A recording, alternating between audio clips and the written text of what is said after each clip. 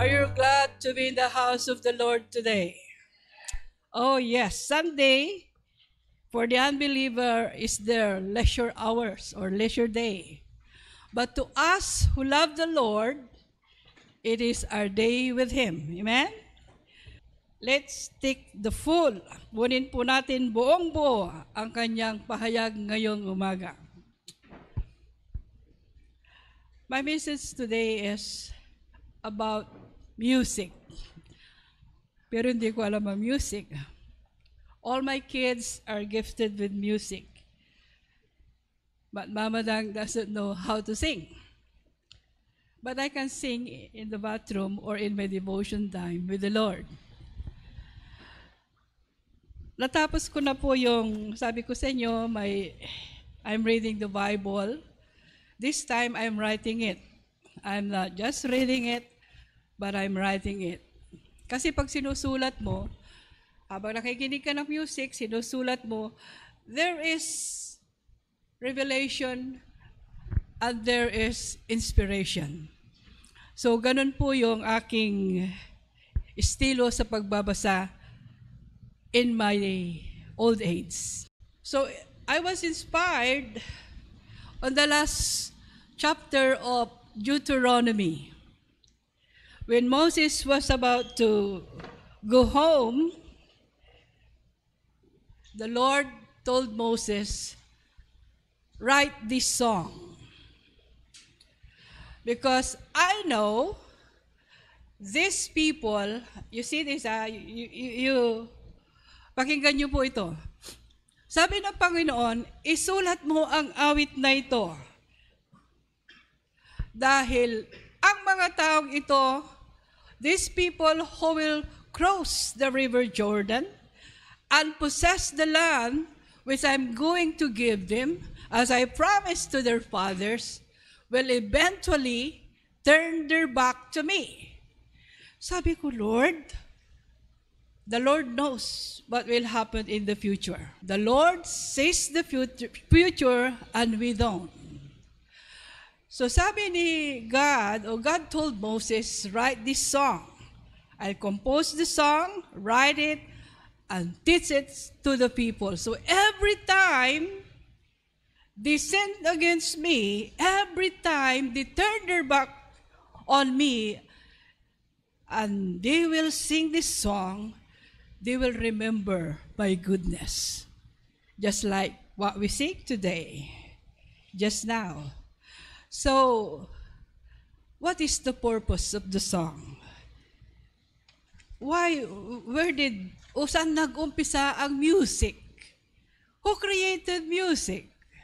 Why do we have music? Do you know? Bakit tayo may music? Why? Why do we have music? Who created music? Why do we have this instrument? Who created this instrument? Most of us doesn't know that music originated in heaven. And it was Lucifer, the son of the morning star, or the brighter, or the light-bringing archangel, was created by God. His breath, his move, and everything in his whole body or whole being was music. The Bible says, there is no weapon that is formed against you will prosper. Bakit ako nag-sideline dito? Kasi I want you to know, weapons are not only baril, kutsilyo, nuclear weapon, missile, etc., that has powder. But don't you know that one of the greatest weapons that the enemy is using is music? Most of us doesn't or are not even aware that music is the greatest deception that the enemy is using to mislead the people. So, bakit ko sinabing music was originated in heaven? If you're going to read Isaiah 14, 12 to 16, doon yung makikita who is Lucifer. Lucifer was created to lead the angels in praise, in worship, in adoration to God. God created him. Lahat ng hininga niya, lahat ng system niya is music. And he is unique. Until such time, sabi niya, Until such time, basahin niyo sa Isaiah, when you go home, read Isaiah 14:12. Until such times na, I am able, I am capable to lead this legion of angels. When I sing, when I open my mouth and lead him to worship, to adore God, they follow me. Kasi siyang song leader. So, you see song leader or the music team has a very important part in praise, in leading the people in praise and adoration to God. Because if and when, during the praise and worship time, your heart is not ready or you were not able to catch, hindi kayo nakapasok sa presensya ng Diyos, you were not overwhelmed with the presence of the Lord. Because the Bible says, God inhabit the praises of His people. So, why some of us, after praise and worship, just feel sleepy or lose their energy, napagod? You know why?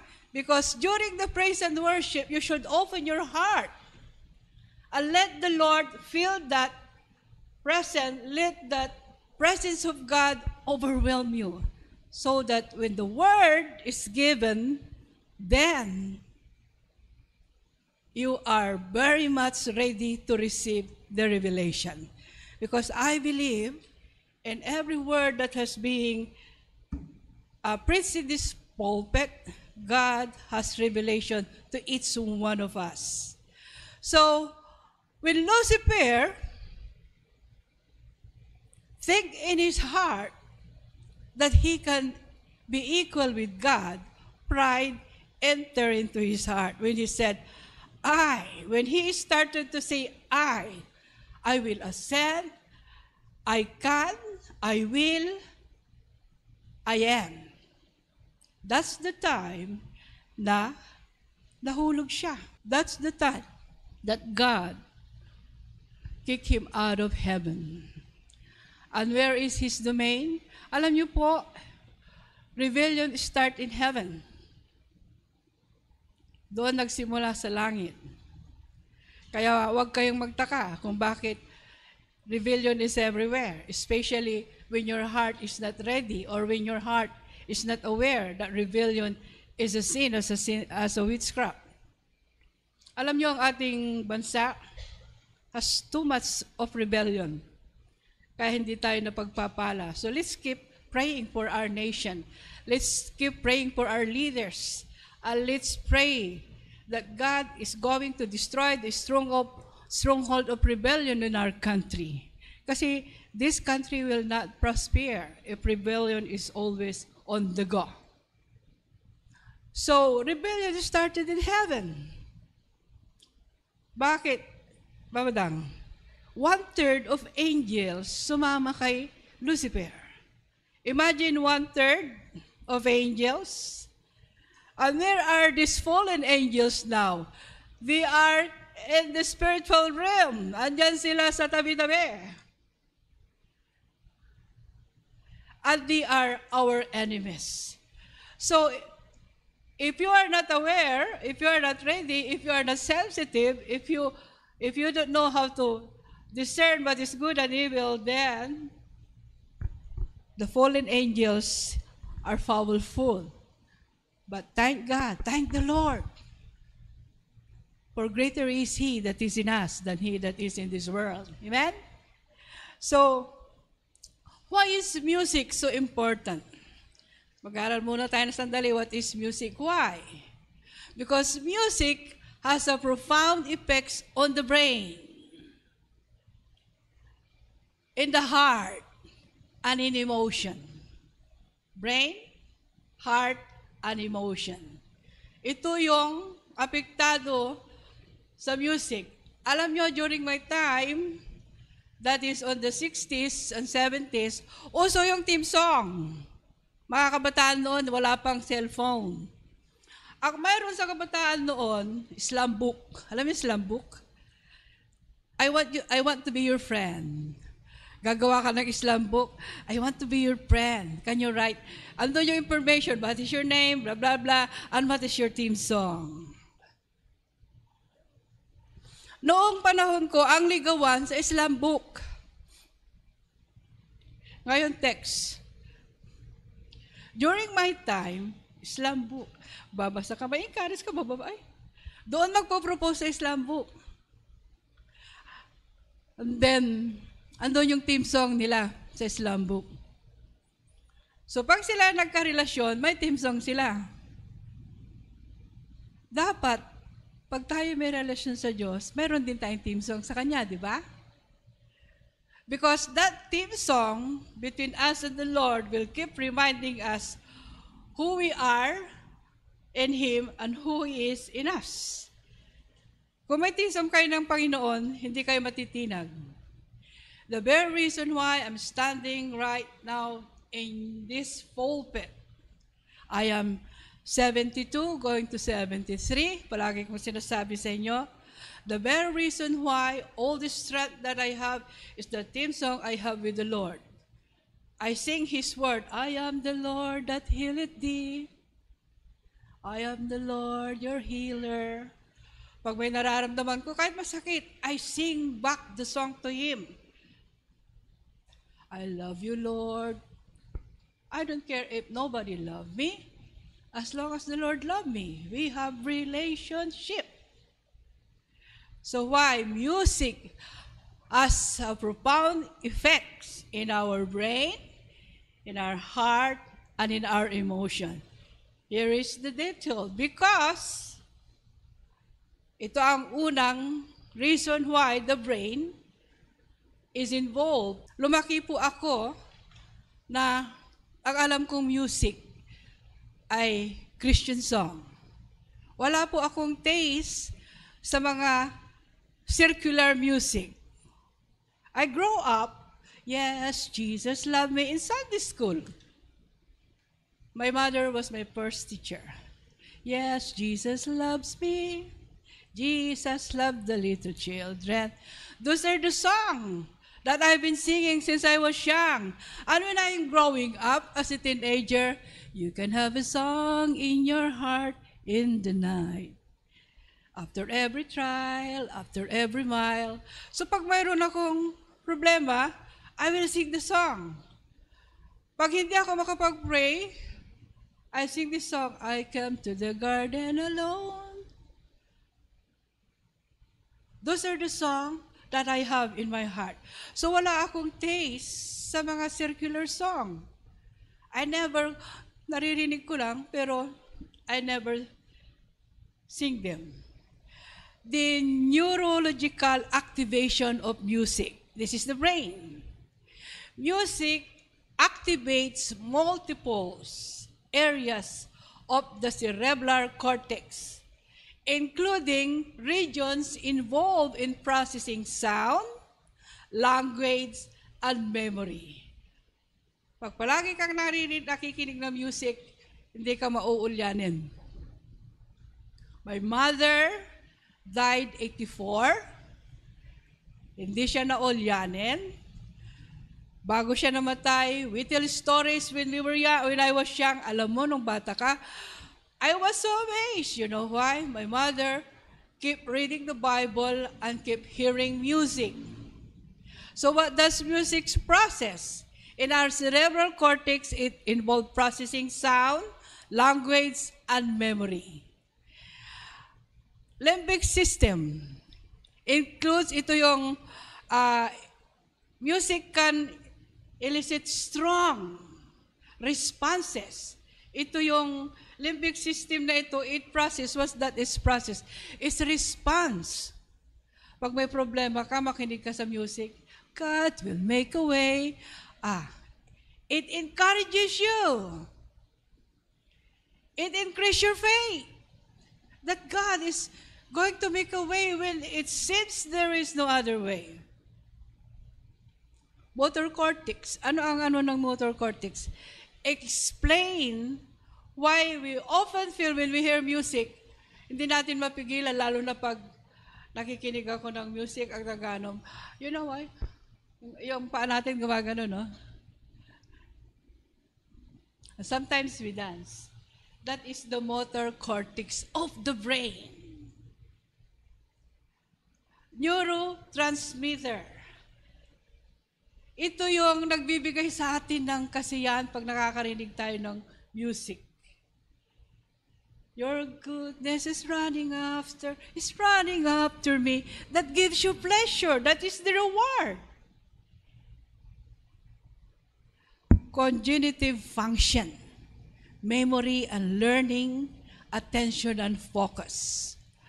So music gives you the capabilities in your memory. Alam nyo yung computer? Pag isa lang ang, naalala ko nung mayroon kaming computer shop, kailangan, pag ang memory niya isa lang, mabagal. Tut. Ganun pa, telepono pa. And then, ang hirap mabukas, pero ngayon, ang dali, no? Ganun, no? Ang bilis. So, our brain is also the most expensive computer kasi walang kapares. It is God who created that computer brain na yung memory niya unlimited. Kaya pag palagi kang nakikinig na magandang music, it influences your emotion. Kaya pag nakikinig ka ng music na sad movies. Do you know song sad movies? Pag pinapakinggan ko yung, alam niyo po dito sa likod, palaging tinutugtog yung sad movies. Ano pa yung mga kantang tinutugtog dyan? Layuan mo ako. Ano pa? Sabi ko, sobra naman itong maemosyon. Apektado yung emosyon mo. Natatawa ako pag naririnig ko, kawawa naman yung gumawa ng kanta. It affects the emotion. Heart. You know music? Alam niyo ang music? It can have a direct impact on heart rate and blood pressure. It lower your blood pressure pag nakikinig ka ng magandang music. Pero wag kayo makikinig ng music na yung rap. Kaya pag pinapakinggan yung music, is a music that comes from God. Oh, it will direct you to His presence. He will embrace you and comfort you with His presence. And that's the pleasure of listening godly music. You will be embraced by the Lord Himself. When you are lonely, when you feel insecure, when you are betrayed, when you are in pain, listen to Christian music. It encourages you and it helps you. So, in conclusion, the impact of music. Music is a multifaceted stimulus that engage in various brain regions, affect cardiovascular function, and profoundly influences emotional state. Kaya pag nalulungkot kayo, listen to encouraging music. And you will be comforted. Now let's go to why did God, I just want you to know that music originated in heaven. And the deception that the enemy is doing right now is that the weapon, the greatest weapon he is using right now is music. Maraming kabataan, I will give you an example. Whitney Houston, a Christian, a Baptist yan, si Whitney Houston. But when she reached the height of popularity, this is the deception of music. of the secular music: fame, glory, and money and power. These are the deception that the enemy is using in music. This is the greatest power that he can use to destroy lives. At the most, ang pinakawawang mga nilalang sa mundo are the celebrities of music, because they have sold their soul to the devil, and the devil will collect that from them. When they reach the height of popularity, the fame and glory and power, sino ang celebrity ang namatay na masaya? Nobody. I tell you, even Elvis Presley, the Beatles, the Beatles themselves say that they are greater than God. O, nasaan na sila ngayon? So, we are not aware that music is the greatest weapon that the enemy is using to the young people, to the music lover, in secular music. Ito ang hindi natin alam. Kasi, actually, in the last days, or during the time na darating si Lord, alam nyo yung mga missile, yung mga nuclear, parang ano yan? Gaganunin lang ni Lord yan, no? It will be sword and horses in the last days. So let us not be deceived. Yung gera, rumors of war, sabi nila, magigerang China at Pilipinas. No, China will not go to war because he's going to protect his investment throughout the world. Gagawin niya, magpakalat lang yan. China wants to control economic power. Hindi through weapon, but through money, economic power. So let's go back to the Song of Moses. I will read it to you. Why is music so important? Why it's one of us should have a theme song with the Lord? Pagka theme song nyo si Lord and you have a song in your heart, then you have a relationship. Mayroon kayong relasyon sa Kanya. But if you don't have a song in your heart between you and the Lord, you will be easily swayed. Yes. Dahil we are in the last days, sabi ko nga, if God is going to give me another 5 years, then I will use every strength that I have to serve Him and to get to know Him. Because if you don't know how to sing a song here for Him, ano bang gagawin natin sa langit? What are we going to do in heaven? Dear brothers and sisters, we are here preparing ourselves how to enter into the presence of God. Because in heaven, that is what we are going to do. We will just praise Him. We will just worship Him. We will just adore Him. Now, if you cannot do that here, how can you do it over there? That is the very reason, the very purpose why God created us. You see, when God created us, He put a hole in our heart that only Him can fill up. Not money, not anything, not this world can offer, can fill that empty vacuum in our heart. It is only Him. Kumbaga sa screw, siya lang ang pwedeng maglagay. Money, glory, fame, riches cannot fill that emptiness in your heart. Only Him. Bakit ka nakakatawa? Bakit ka nakakatayo? Kahit marami kang problema. Why? Is it that the glory of God is still shining on you through all the trials and problems that you are facing? Why? Because God filled that empty vacuum in your heart to be contented, to be satisfied, to be happy, to be comforted. Only Him can give you that. Wala nang iba. Fame, glory, money, no. Di sana yung mayayaman, magagandang buhay, di ba? Di sana yung mga mayayaman, walang problema. O tingnan nyo, ang deception na ginagawa ng kaaway. We are not aware that in our area, diyan pala ang 46 hectares community ng Pogo. Human trafficking, sugal, scam, every evil activities is in that area. Kumbaga, evil domain. And we are not even aware of it. But God is good. Amen? Because in Angeles City, there are people who are praying and God exposed the evil activities in that area.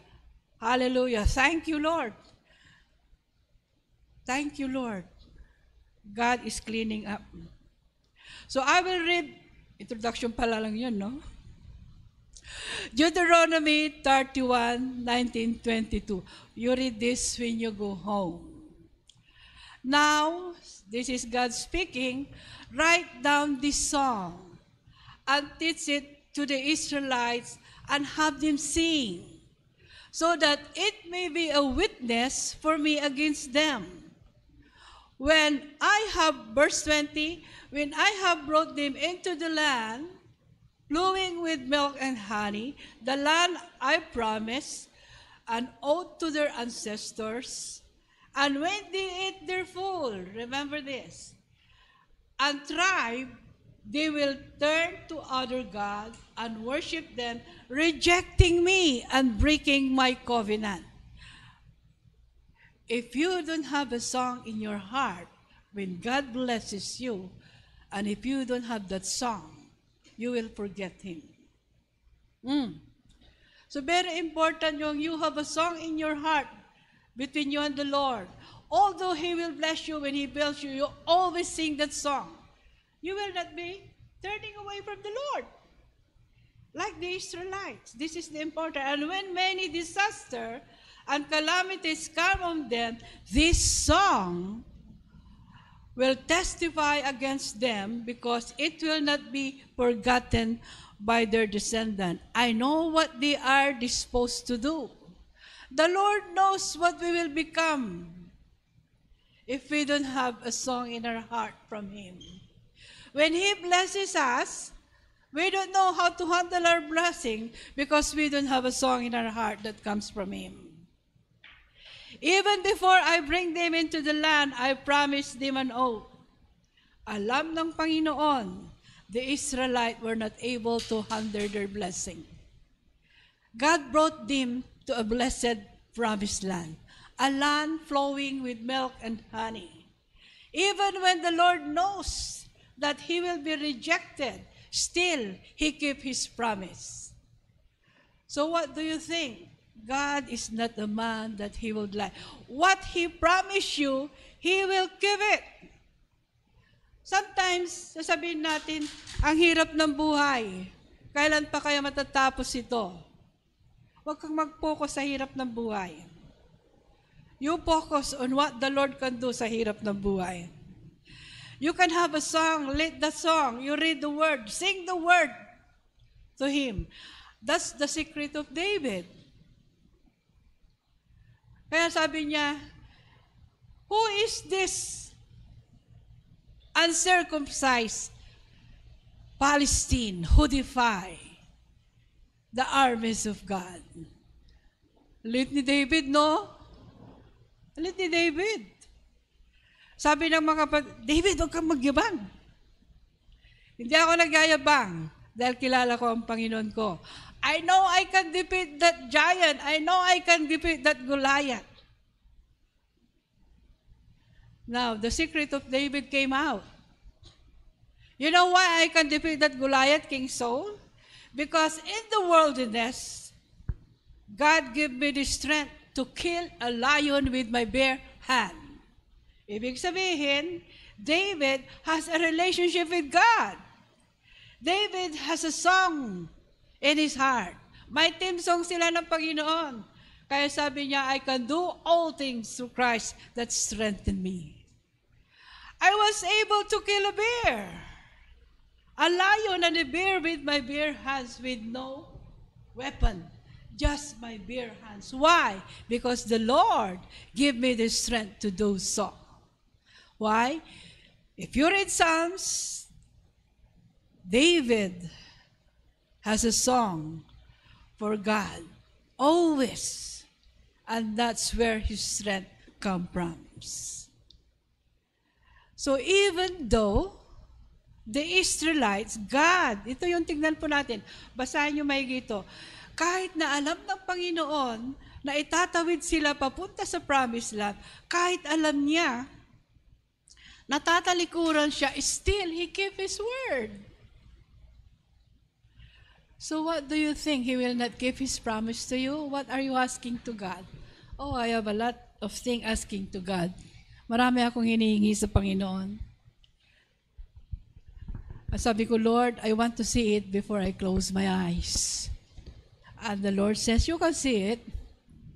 You can see it. Sabi ko, Lord, I'm getting old. I want to see it.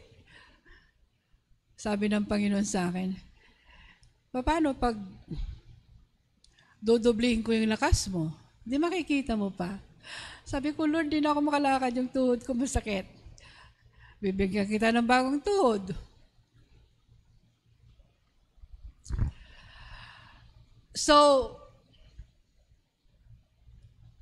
God command Moses to write the song. For the reason, what is the intention of writing the song? To help the Israelite remember the goodness of God. So when you sing a song between you and the Lord, you always remember the goodness of God. Yung mga girlfriend, sino ang girlfriend mo, sweetheart? May girlfriend ka na? Hindi ko na nakikita yung girlfriend mo, ah. May team song kayo? Corny, di ba? But, it helps, really.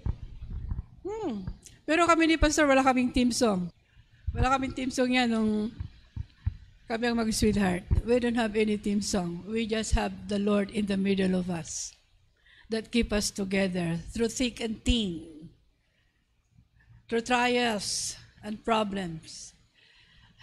In between us is the Lord, and that keep us together. Without the Lord, we've been apart. But thank God, the Lord is there. Because we, both of us, meron kaming team song sa Panginoon. Till death do us part.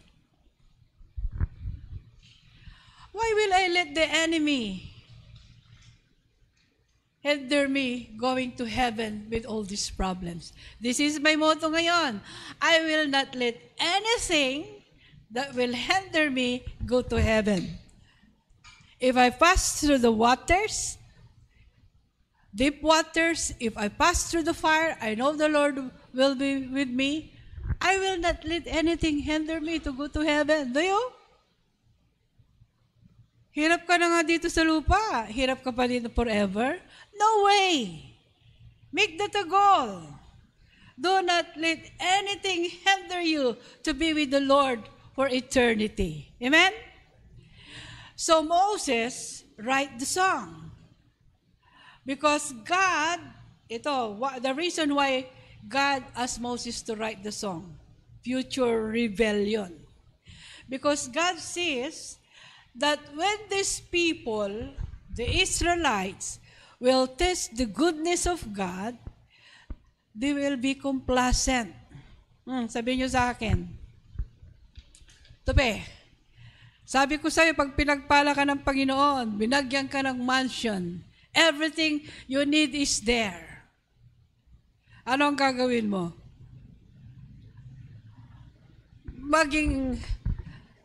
Dito na lang ako sa bahay, kumpleto na doon, wag na ako mag-church.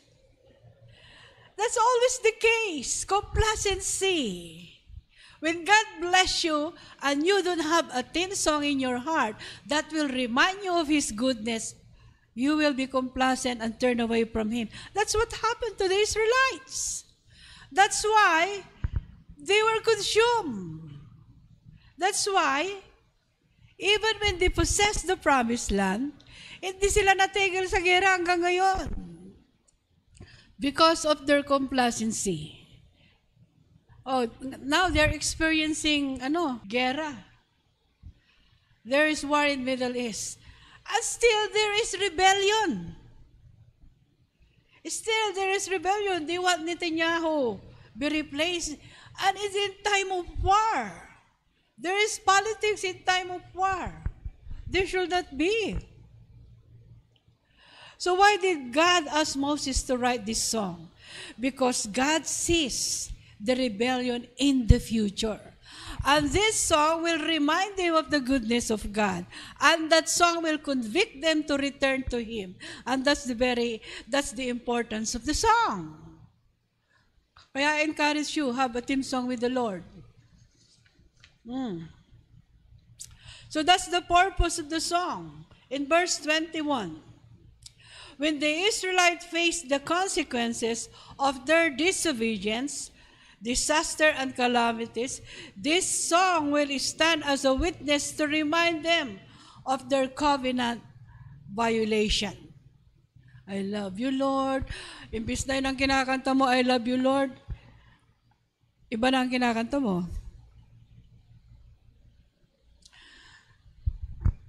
Brothers and sisters, in song, there is the presence of God.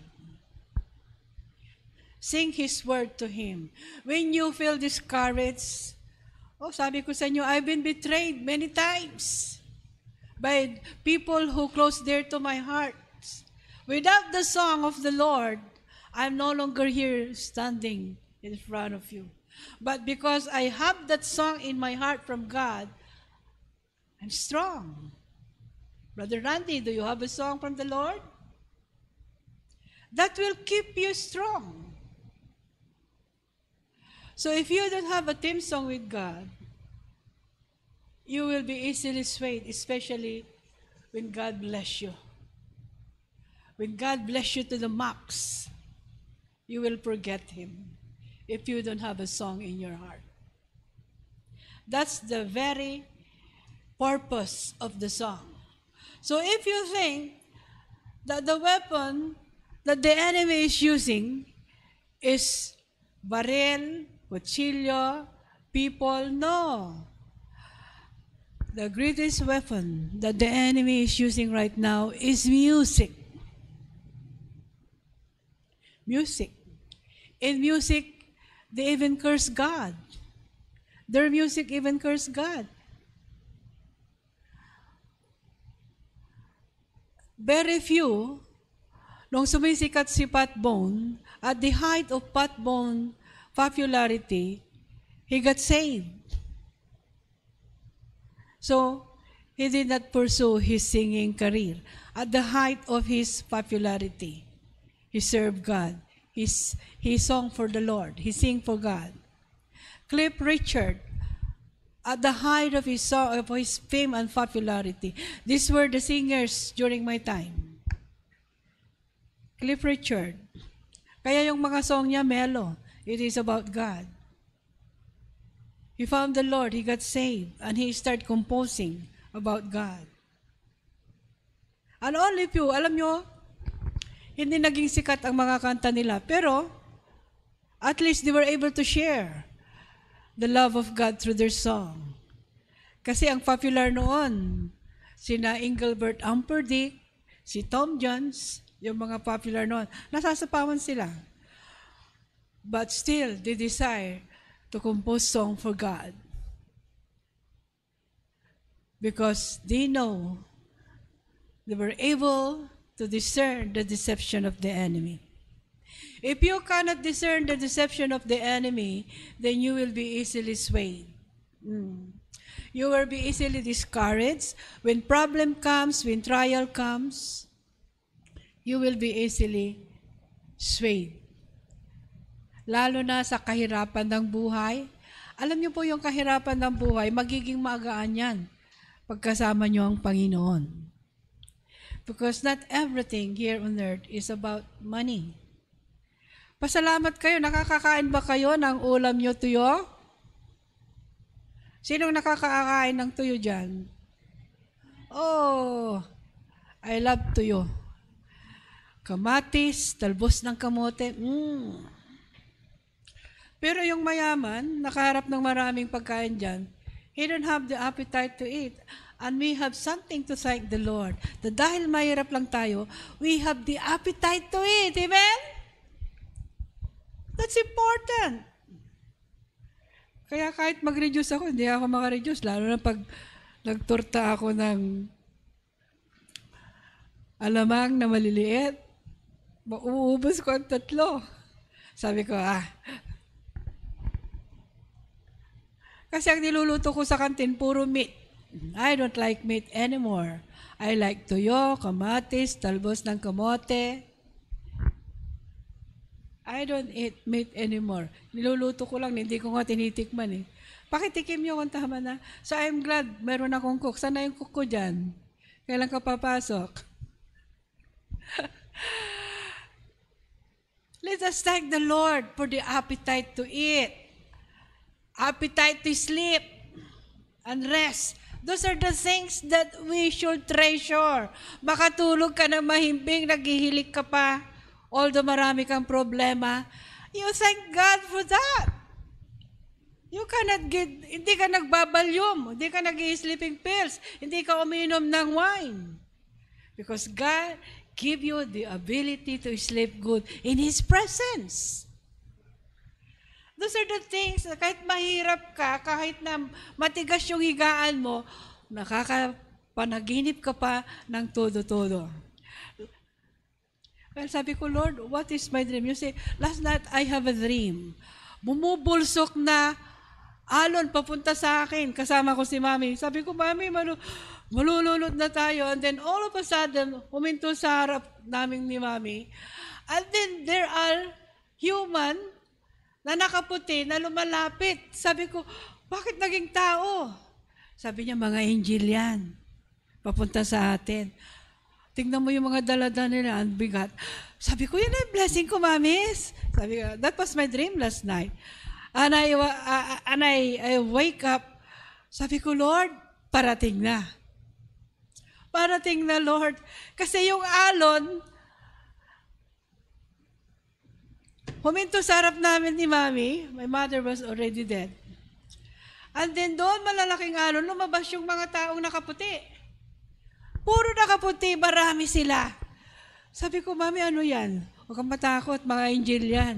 I was not able to discern, but thank God my mother's with me and was able to discern that those were angels. And I wake up so good. I wake up so encouraged. Because even in dreams, God can speak to you. Amen? So, hindi mo na kayo nakuwag. Marami kang problema. Sino hindi nakakatulog dyan na maraming problema? Kahit marami akong problema, even when I was betrayed 3 times, I can sleep like a log. You know why? Because I have the Lord. The Lord give me the ability to sleep in His presence. Kakanta lang ako, how great thou art. So it's very important for us to have a song from God. Amen? Create a theme song with the Lord.